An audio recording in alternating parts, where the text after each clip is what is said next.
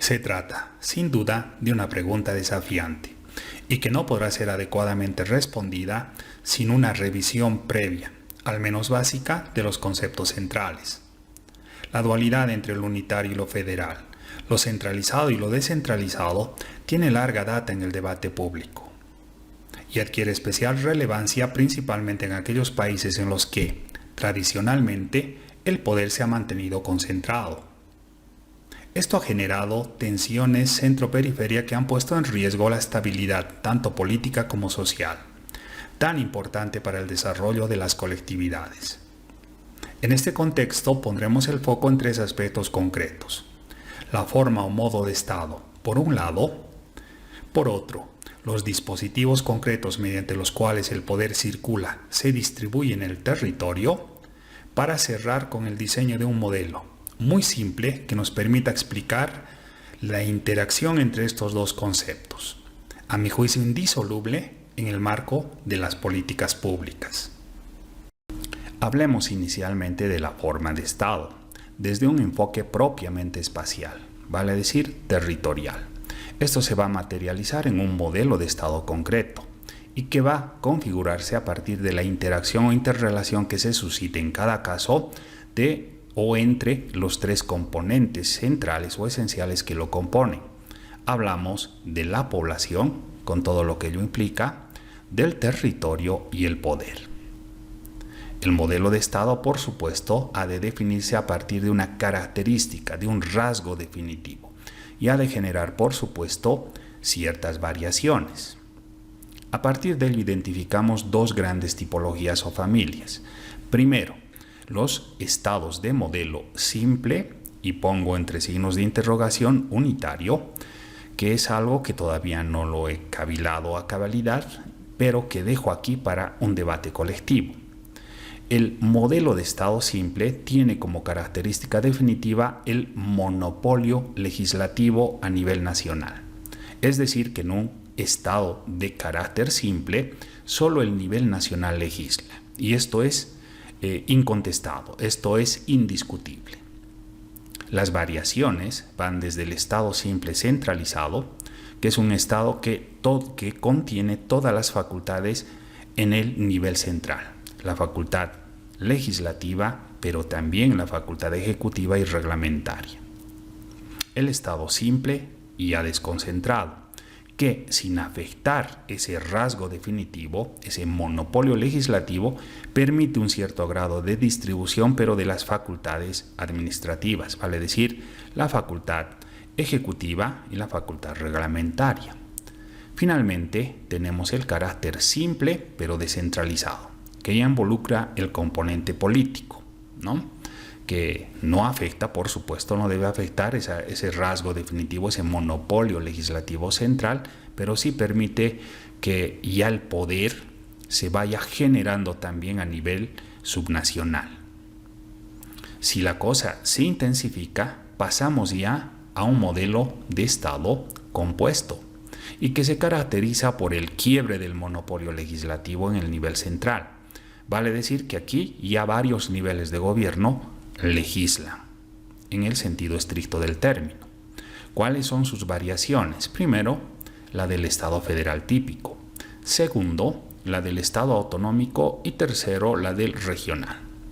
Para efectos de esta presentación no vamos a incidir mucho en la distinción que pueda existir entre lo autonómico y lo regional, que es muy sutil, por cierto, pero sí creo que es pertinente hablar de la distinción entre lo federal y lo autonómico.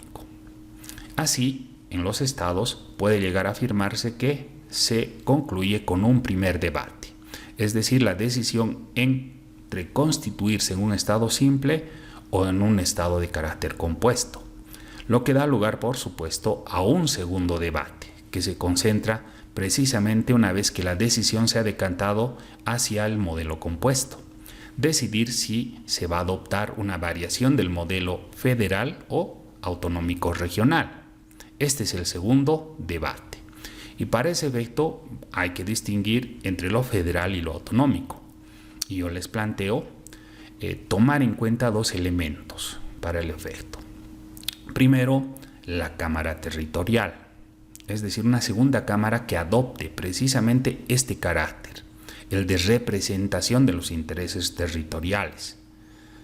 Es así que, en un Estado federal típico, la Cámara Territorial debería representar no solamente a los ciudadanos, los senadores, ¿verdad?, sino también a los intereses de las unidades territoriales que lo componen, vale decir, los estados federales. Aunque existen casos de estados federales que son incluso unicamerales, que no tienen ni siquiera un atisbo de territorialidad. Y por otro lado, existen arreglos de órganos legislativos en los que la representación territorial trata de delegarse hacia diputados uninominales o de lista única, ¿no? En todo caso, lo territorial debe tener una representación en lo nacional o federal. En el nivel autonómico la cosa es un poco más laxa. En el nivel autonómico puede o no existir una cámara territorial. Lo ideal es que sí, porque se entiende que el poder está distribuido y de que existen unidades territoriales, niveles de gobierno con un cierto grado de poder, ¿no? Y que han de buscar, por un modo u otro, influir en las decisiones que se tomen a nivel nacional, en las decisiones de carácter nacional. Por lo tanto, un elemento a considerar para esta distinción será el de la cámara territorial, ¿no? Y que, bueno, deberá desentrañarse caso por caso, porque dentro de estas variaciones hay pues subtipologías, sutilezas, y no todo es blanco o negro, sino hay una gama amplísima de grises entre medio. El segundo elemento es el del modelo de relaciones intergubernamentales que subsista. En un Estado federal tipo, el protagonismo subnacional se concentra en el nivel intermedio, vale decir, en los estados federales. Por lo tanto, las relaciones intergubernamentales se traducen centralmente entre el nivel federal o nacional con los estados federales, quedando en este caso el nivel municipal o local en alguna medida subsumido o fagocitado por el nivel intermedio. Esa sería una característica más o menos general de los arreglos federales. En el caso del modelo autonómico o de la variación autonómica, la cosa cambia un poco. Hay diferentes arreglos. Está, por ejemplo, el boliviano, en el que se presume, por lo menos formalmente, una igualdad entre todos los niveles de gobierno. Por tanto, no se subsume ninguno en otro, generando un modelo de relaciones intergubernamentales, si bien más simétrico, pero al mismo tiempo algo más complejo.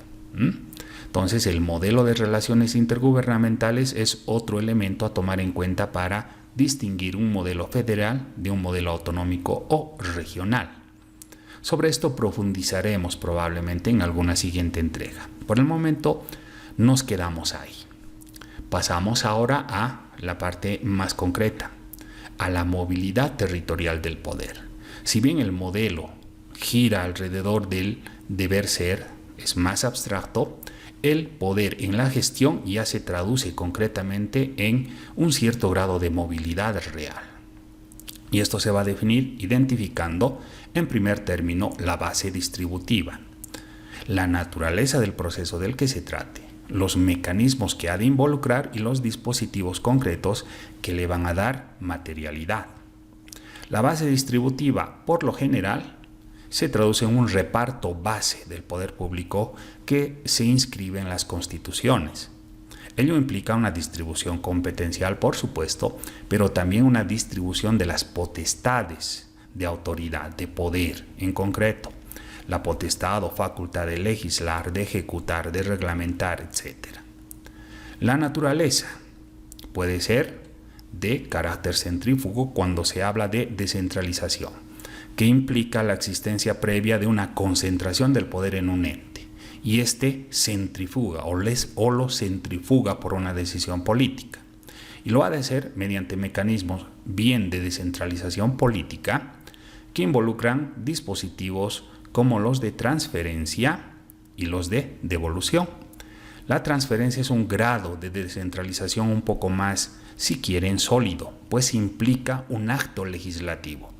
Se transfiere lo que inicialmente estaba concentrado a lo subnacional mediante una ley. Por lo tanto, tiene un carácter un poco más, si se quiere, sólido, un poco menos frágil ante los devaneos políticos.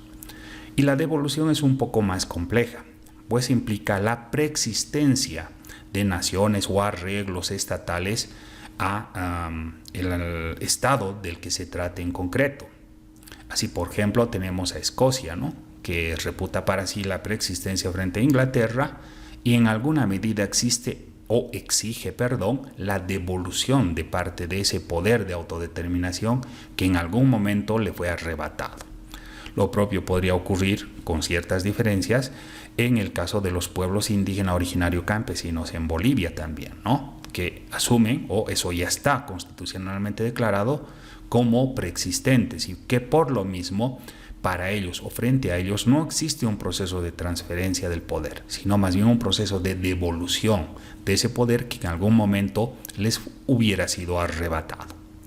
El otro mecanismo es el de la descentralización administrativa, o si quieren una descentralización más liviana, más soft, más light, y que implica dispositivos como la desconcentración y la delegación, que son o se traducen más bien en dispositivos de carácter reglamentario.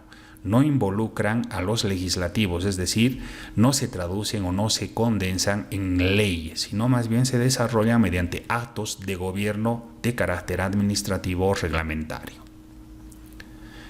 La naturaleza también puede ser centrípeta, vale decir en sentido contrario. Toda descentralización en algún momento puede sufrir procesos de reversión, de centralización. En este caso hablamos de lo centrípeto, cuando ocurre esa movilidad del poder que ya está en la periferia hacia el centro. Y puede traducirse en mecanismos como el de la centralización política, que se motoriza a partir de procesos de absorción, cuando una unidad mayor absorbe a otra menor, o en procesos de inclusión, cuando unidades del mismo nivel o el mismo rango deciden crear una nueva de mayor dimensión, ¿no? Municipios pequeños que deciden primero mancomunarse y después constituir un nuevo municipio, ¿no? Ese sería un proceso en los que ellos se incluyen para generar algo nuevo. O por ejemplo también los procesos de áreas metropolitanas que en alguna medida involucran algún grado de inclusión. Pero también existe una centralización administrativa, que es un proceso de reversión básicamente de aquellas facultades que en su momento fueron delegadas, no transferidas. Eso quiere decir que han de involucrar actos de carácter típicamente administrativo, actos reglamentarios básicamente. Una vez que hemos definido esta primera parte, hemos de tratar de vincular ambos conceptos ya en la gestión propiamente dicha. Y vamos a hablar de la forma de Estado versus el gobierno efectivo. La forma de Estado más de carácter abstracto, más del deber ser, y el gobierno efectivo que se vincula más a los conceptos propios de descentralización, de movilidad del poder en el territorio, ya en la propia gestión de las políticas públicas. Concentrémonos en lo primero, ¿no?, en la forma de Estado, que, como les decía, se traduce en un elemento abstracto que discurre en el ámbito del deber ser y que aquí ha de ser graficado en una línea horizontal. Ello implica, primero, la dualidad histórica tradicional entre lo unitario y lo federal, que en mi concepto no da cuenta de la complejidad del proceso.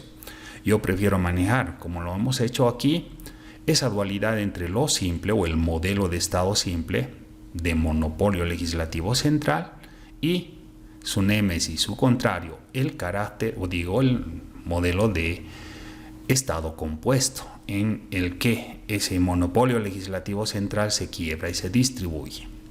Del otro lado, hemos de hablar del gobierno efectivo, que ya es materia, que es el ser, que es el gobierno en ejercicio concreto, y que se va a graficar aquí en una línea vertical.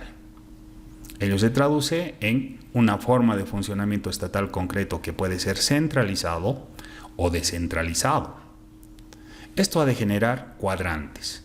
Tenemos un primer cuadrante que discurre o que ha de brindar un espacio para aquellos estados que sean formalmente unitarios y que a la vez funcionen efectivamente, pero de forma centralizada. Con ejemplos concretos. Aquí tenemos a la Francia o la Bolivia de antes de los 80, unitarios y además centralizados. El segundo cuadrante implica aquellos estados que operan, o que son formalmente unitarios, se declaran constitucionalmente como tales, pero operan de manera descentralizada. Y tomemos el mismo ejemplo, la misma Francia o la misma Bolivia, pero después de los 80. Vale decir que son estados que han enfrentado procesos de descentralización. En Francia hacia el nivel intermedio, los departamentos, y en Bolivia en 1994, que optó por un modelo de descentralización, si quieren así llamarlo, concentrado o enfocado en el nivel local, en el nivel municipal, un modelo de descentralización de carácter municipalista, ¿no?